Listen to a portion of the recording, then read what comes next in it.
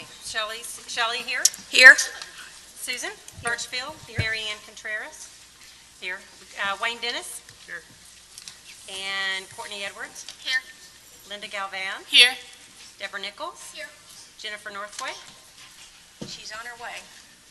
Okay. Ram Perez. Kara Tapley. And Kara cannot be here today. And Stuart Williams. Here.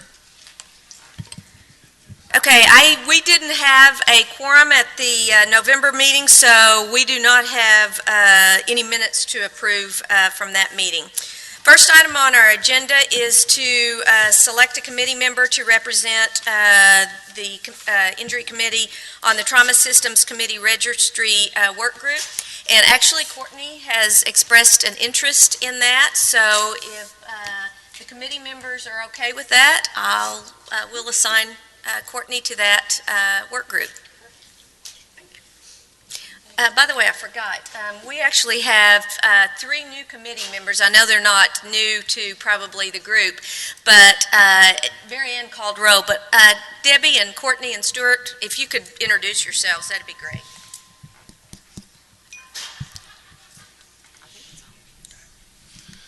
Hello everyone, I'm Stuart Williams. I'm with Dell Children's Medical Center and I'm the Injury Prevention Manager there.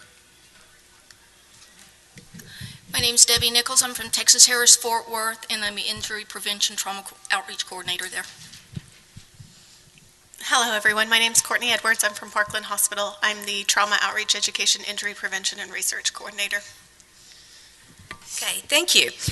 Unfortunately, Deborah Krause with Fort Worth Safe Communities could not be here today. We're going to try and get, and she notified me after the agenda had already been submitted, so we're going to try and get her here either for the May or the August meeting to talk about the process that they went through to become a nationally and internationally designated safe community. So we're going to skip on to the discussion about the spectrum of prevention. And those of you who have been here for the last, probably last year, have heard us refer to this and talk about the injury, the spectrum of prevention. Just as a reminder, this is what it looks like. It's a comprehensive tool aimed at trying to help communities, injury programs, develop strategies that are outside of the box of just trying to do the one-on-one individual level education. So the spectrum was developed by the Prevention Institute out of Oakland, California. That's their web address if you'd like more information about the spectrum of prevention. But it was developed to, as I said, to get people and programs to thinking beyond just the individual level education. The idea is that you develop strategies that are fall into all 6 of those levels. You don't just pick one level and say this is what we're going to work on. Although if you were needed to limit the strategies that you were doing, the Prevention Institute actually recommends that you look at developing strategies in the top 3 levels because they have more of a societal impact, can probably have a greater chance of meeting more of the population. So I want to give kudos to the Injury Prevention Committee because several of the members have, over the last several months, taken a injury prevention topic and developed a spectrum of prevention on that topic. The idea was that we would only look at strategies that were either evidence-based, so they had been scientifically evaluated and fell into that evidence-based category, or that they were promising. Draft copies are out on the tables. We'd love to get feedback. The committee will try to finalize those at our next workday meeting so that they are available and on the GTAC website for the May meeting. Stuart, if you'd go to the next slide. These are the areas where we have developed a spectrum of prevention. They are, like I said, they're out on the front table. They're not in any order. I think there are 10 copies of the concussion one. There are 10 copies of the intimate partner violence and stuff like that. I unfortunately didn't have an opportunity to organized them before I got to the meeting. But it has draft on there, so it's still in draft form.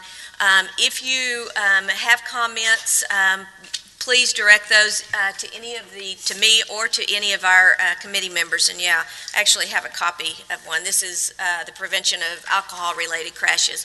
So what you'll see is that there are suggested activities, suggested strategies in each of the 6 levels. It also includes where we found this information. We only looked at sites that were reputable, credible sites, so those were typically government sites and things like that. We think this will be a really good tool in terms of just helping programs. A lot of times we hear people say, you know, you talk to us about how to define the problem and look at risk factors and then how to do evaluation and things, but what we really need is just a program that you can take off the shelf and it's ready to go. Unfortunately, there aren't a lot of programs like that and a lot of strategies, but we hope that this will be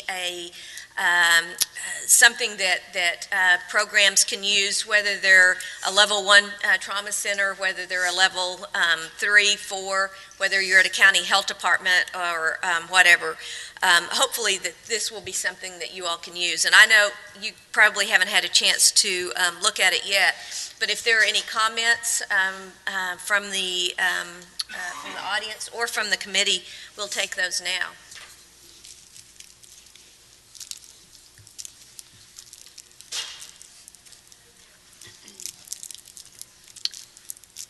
Okay, if there are no comments, again, we will probably have a workday meeting. We have a workday meeting scheduled for April, so it's at that time that we'll be trying to, in Temple, we'll try and finalize that. Again, I just want to thank the committee members because I know this, they spent probably several hours going through and researching what was evidence-based, what wasn't, and then having to figure out what was in each of the categories. So I just want to thank the group for all their work. Okay, next slide. Last May, Trust for America's Health came out with a report called The Facts Hurt, and it's a state-by-state injury prevention policy report. You probably can't see that. I'd hope to be able to pull it up on the web while we were here, but it is at Trust for America's Health, and the website is www.tfah.org. Trust for America's Health has done several reports, a lot of them on the healthcare system and what can be done to reform our healthcare system. Some of it is on physical activity and obesity. This was the first report that they've ever done on injury and violence prevention. And what the report is they developed or looked at 10 indicators, and the indicators had to be things that enough states had met those indicators that it could be measurable. And Stuart, if you want to go to the next slide, those are the 10 indicators that they looked at. Obviously, the other criteria for it is it had to be a policy indicator.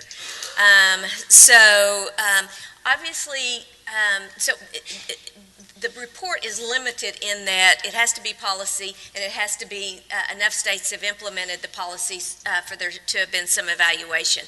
Obviously, this is not the end-all, be-all to tell you that this is what makes your state safe from injuries and violence. But these were the consensus of the group that worked with TIFA on the report. So these are the 10 indicators. Next slide. Again, it was a state-by-state report. This is, like I said, I didn't make copies because it's several pages long, but this is the complete report is available on the TIFA website with a 2013 update for states that have passed legislation since this was produced in May of 2012. Texas ranks 33rd in the nation in terms of their injury and violence rates. We were right in the middle in terms of the policies that we had. we had 5 of the policies. So, like I said, we were right in the middle. Stuart, if you'll go to the next slide, these are the policies that Texas is strong in. We have a primary enforcement seatbelt law. Not only do we have primary enforcement seatbelt law, but our law affects everybody in the vehicle, regardless of where you're seated. So it's literally, Texas has one of the strongest laws in the country. So that's nice that we're up there, and that's something we can be proud of. We also have a child passenger safety law, or booster seat law, that goes up to at least 8 years of age. We have a strong youth sports concussion law. We have an active prescription drug monitoring program, and we allow individuals in dating relationships to obtain protective orders.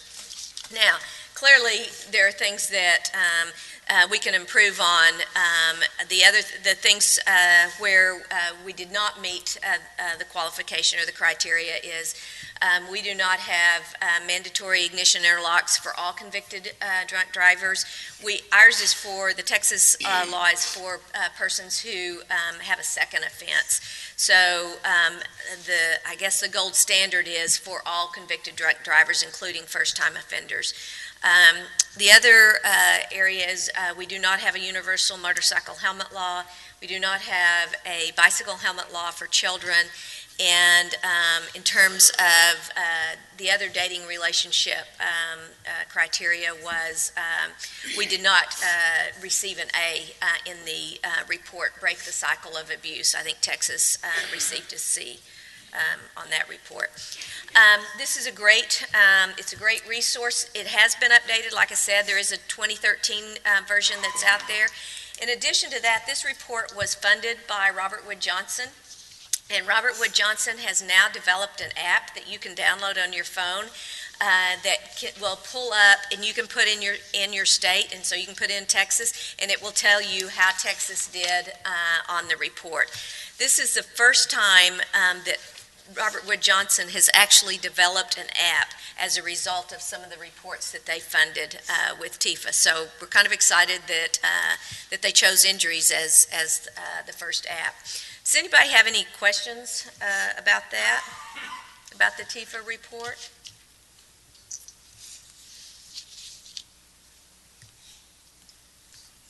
Okay, moving right along. Quiet group, yes. Okay, moving right along. As a result, I'm going to use this time as general public comment. As a result of the TIFA report, one of the things that we did with at the Injury Prevention Center in Dallas is produce a report, Preventing Injuries in Texas, a resource for state policymakers. I have only a few copies. Most of these, we do have hard copies available, but most of them are literally for the legislators. But I have a few copies up here if anyone is interested in a hard copy. It is available on our website, which is the Injury Prevention Center of Greater Dallas. So you can download it from there. The report, or the guide is, talks about the TIFA report and has information in it about best practice policies and evidence-based policies, those that have been scientifically evaluated to be effective. What we in Dallas are using it for, in fact, I used it just yesterday at the TTAF Advocacy Day, which I think Marianne or Courtney One is going to talk about. But we are just giving it to legislators and say, hey, it's a resource for you. Some of the stuff in there, it may come across your desk during this legislative session, and then there may be stuff that doesn't come across your desk until 2015, 2017 or so. Hopefully we'll update it as time goes by. But there are things in there about ignition interlocks. There are things in there about for teen drivers. We have saw in the news that we do have another texting and driving bill that's been introduced. So there's information about that. It is literally for policymakers to use as a resource. So if a bill comes across their desk and it is in relationship to injuries and violence, they can pull this up and say, hey, is that in here as best practice? So, does anybody have any questions about that, or? We're moving right along. Okay, I think, other announcements, which one of you want to go first? Go ahead, Courtney. So on Monday, the 25th, TTAF had their injury prevention symposium. This is offered every other year, and we do it every other year because last year GTAC had their injury prevention symposium, so we're trying to give them a little group dynamics there. So on Monday there were 46 participants in the class, which was a great size because it wasn't so large that you couldn't get that interaction with the audience and had that networking opportunity and that time on breaks and at lunch to really discuss and talk to people. And we had the morning sessions were geared towards the foundation of injury prevention, how to use your knowledge and strengthen that process. The afternoon was by people that had evidence-informed, evidence-based programs that they were using at their institutions, and they presented their programs to the audience so the audience could see programs that were effective, see options out there that were available to them and what was available. And so I think looking at the evaluations, it was very well received. They gave us a lot of great feedback as to future topics that we can offer next year in moving forward in continuing to support education for injury prevention here in Texas. Does anyone have any questions about the TIPS conference? Anyone in the audience attend the symposium? Great. Okay. Yesterday, we had the TTAF EMS and Trauma Awareness Day at the Capitol. It was a lot of fun. We started the day with a briefing at the Texas Hospital Association building. They fed us a nice breakfast, talked a bit about the, Dinah Welsh with TTAF talked about the multiple bills that are being written, being submitted now with regards to trauma, injury prevention, funding, EMS, emergency, people who work in emergency room protection, all kinds of things that we would have an opportunity to talk to our respective legislators and senators and representatives about, let them know what's going on as us being the professionals, what they need to know, much like Shelley's book about a guideline. Here's some information that can help you when a bill comes across. So we were recognized in the House as well as in the Senate. It was really nice. And then after that, we had an opportunity to meet with individual representatives and senators, and a lot of people took advantage of that. Some of us had appointments, some of us dropped in. It was great. We got together in groups and attacked them in hordes. It was Parkland, THR, JP, we were all together, the EMS, pre-hospital, hospital folks, showing them our passion and what we care about and letting them know what's important to the citizens of the state of Texas. And letting them know that every citizen should be able to get to a trauma center and be taken care of if need be. We also had a press conference that was recorded, and it was being shown throughout different meetings in at the Capitol, and that went over great. We had Dinah spoke, Jory spoke about funding, how things need to continue and to improve and to secure our funding as far as a trauma system. And we had a trauma surgeon, Brian Eastridge spoke, Dudley Waite spoke, and we had a trauma survivor who told his story. So it was quite impactful, the whole press conference. And then we were lucky enough, for the first time since I've been participating in this format, in this group, Governor Perry stopped by. And he's lost a little weight. He looks really good. And we had a photo op with Governor Perry. And of course, we all know that right before he steps out, he's been informed of what we're there for and things like that. But he was very positive and very encouraging when he turned around and just spoke to the group and said, y'all need to fight for the 5111 funding that you have. You need to, we need to strengthen all of our trauma centers, 1 through 4. And he was very positive, very congenial, and it was a fun moment. So if you didn't get to go this year, in 2 years again when we go, you need to go for the group effort. But more importantly, you can go anytime you want and make an appointment and stop in and see who is your person in that area as an individual, and speak your passion and speak your heart as an individual, and make sure that they know what you know. So that's what we did. And I might add that, well, first, Mary Ann, I think you used the word attack, and we're the injury committee. I don't know that that's what we want to use, but, whether it's a good thing or not, Texas is our legislature is only in session every other year. So I think it's important that we take advantage of opportunities like these advocacy days. I know that Mothers Against Drunk Driving had a day earlier in February. Texas Council on Family Violence and the Association Against Sexual Assault also had an advocacy day. Even if you work for, and I know many of us work for a government institution, and so we are limited on what we can do in terms of advocating for legislation and things like that. The one thing that we can all do, and that we aren't limited by, is that we can educate our lawmakers.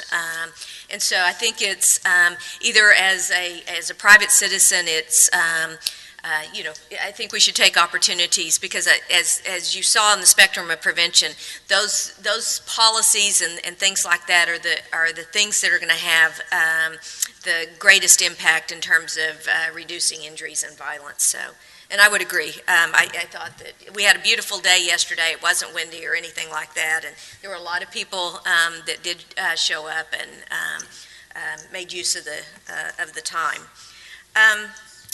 Another announcement I want to make. This is not on the agenda, so therefore it is an announcement.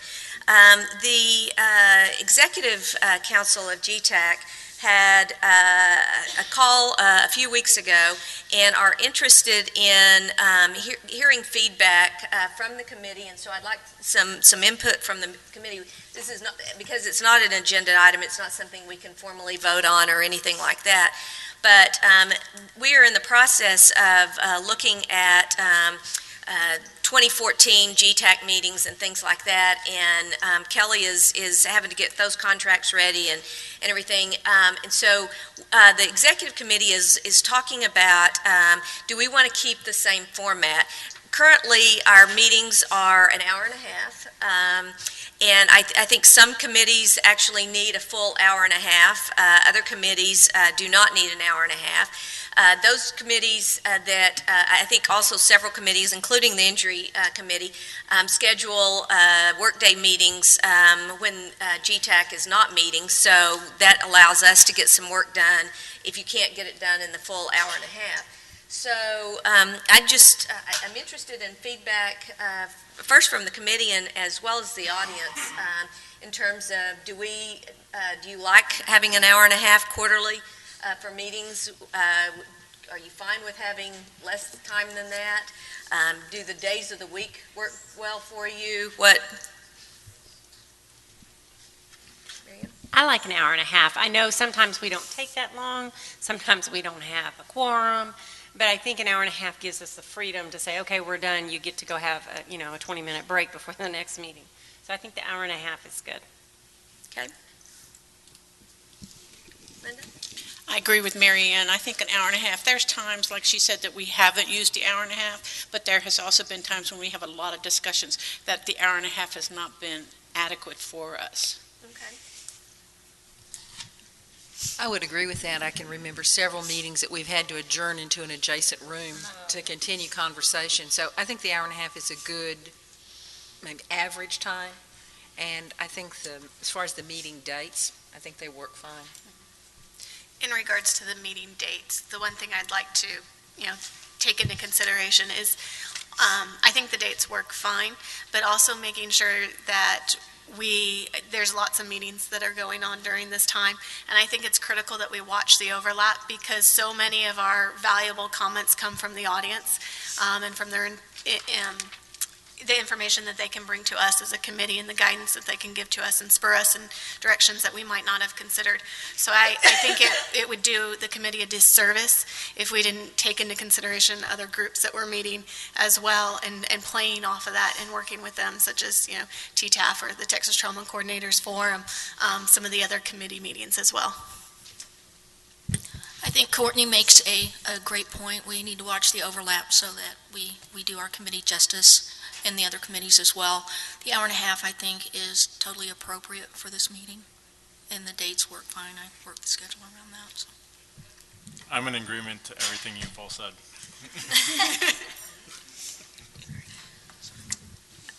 Any comments from the audience or?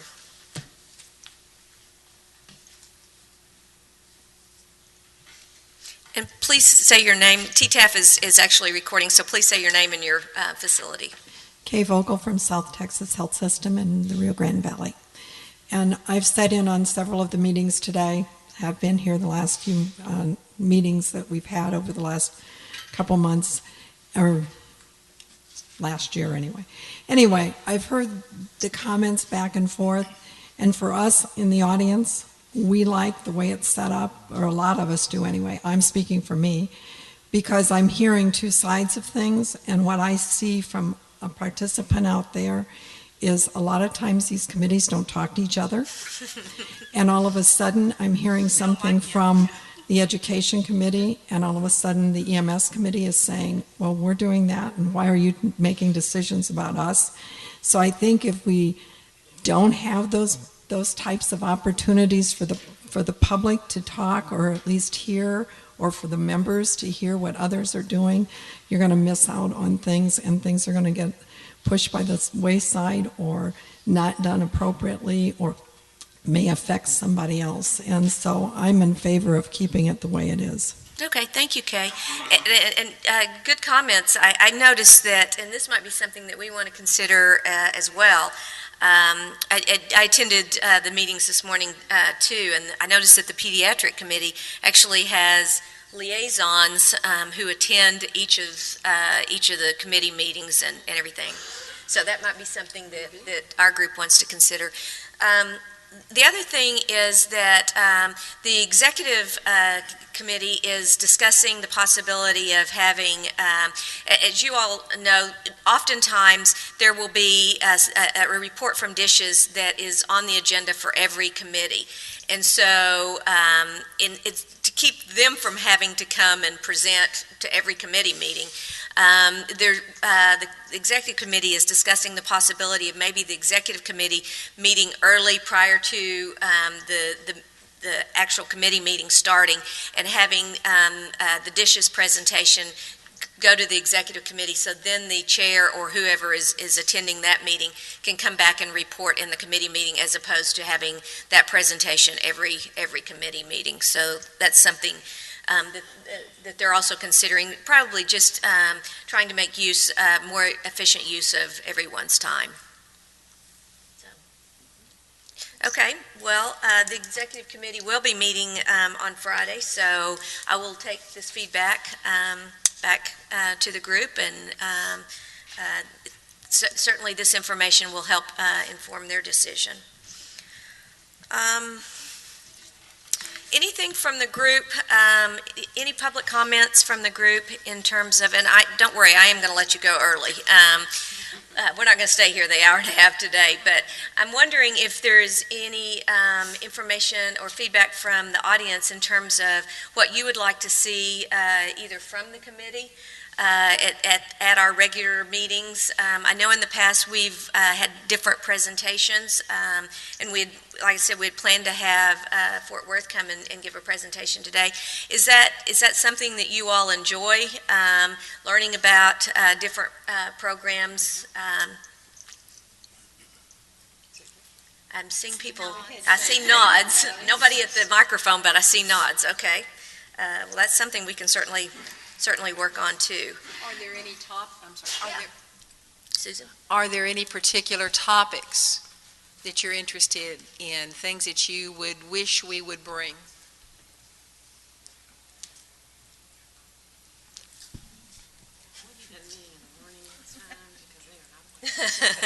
Okay. All right, so Mary Ann just suggested that I suggest to dishes that they put injury prevention in the morning meetings instead of the afternoon. Okay. Stuart, we've lost our, was there, I don't know if I can get this back up. well, that's okay. I think I remember, I think I only had one other announcement, a couple of other announcements, so I know what it was. June the 5th through the 7th of this year there's going to be a National Injury Conference. It's going to be held in Baltimore, Maryland. It's sponsored by the there it is. Sponsored by the Safe States Alliance, the Society for the Advancement of Violence and Injury Research, CDC, and Johns Hopkins University Injury Prevention Research Center. For registration information, you can go to the Safe States website, which is up there. This is probably, this is the last official National Injury Conference was held in Denver in 2005, so this is the closest we've come to a National Injury Conference in several years, so we're excited about that. I've seen the agenda, and so a lot of good information is being presented. The other thing that I don't have listed up here, but in 2014, I think I announced it in November, in 2014, CDC will host the World Injury Conference in Atlanta. It will be in October of 2014. I don't know that we have a date yet. CDC sponsored or hosted the second World Injury Conference, and typically World Injury Conferences are held every other year. Again, this is going to be a great opportunity if you don't have opportunities to travel internationally. Going to Atlanta is, even though it may not be as fun as London, England, or New Zealand, it is an opportunity to attend a World Injury Conference that's going to be less expensive than other locations. So, and then finally, I think the last slide probably has the dates of our upcoming meeting. And I am going to ask the committee, because I know, Susan, we have April 26th is a workday meeting in Temple, and actually I can't be there on that date, so I was hoping that we could look at, and I don't know where my calendar is. Somebody have a calendar? Number one, do we want to do it on a Friday? Is that a good day of the week to do it? And if so, can we look at a different Friday? What is the group? We're open to change. I think Fridays are as good as anything. Yeah, Fridays work well for me because I can plan my schedule at work around and make Friday my off day. Okay. What about, how about Friday, April 19th? What does that look like for you guys? It was good. Oh, is that not good? Well, I started to say, I don't recognize that, but that's your calendar. Yeah, that's my calendar. So that's not a good day for you? Okay.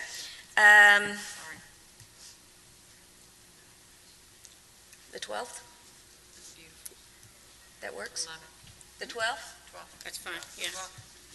April the 12th, that's a Friday. Stuart?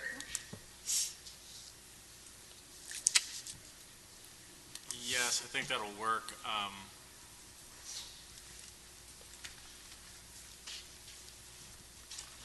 Yeah, that'll work. Okay. Susan, if you can get us a location, and I will need to submit an agenda. So if you guys could get me agenda items within the next couple of weeks, if there are things that, and typically our workday meetings are from, we spend about 3 hours. They're about usually 9 to 12, so it's not an all-day meeting unless you're traveling from afar. So. Okay. If there are any final comments, questions? If not, meeting is adjourned.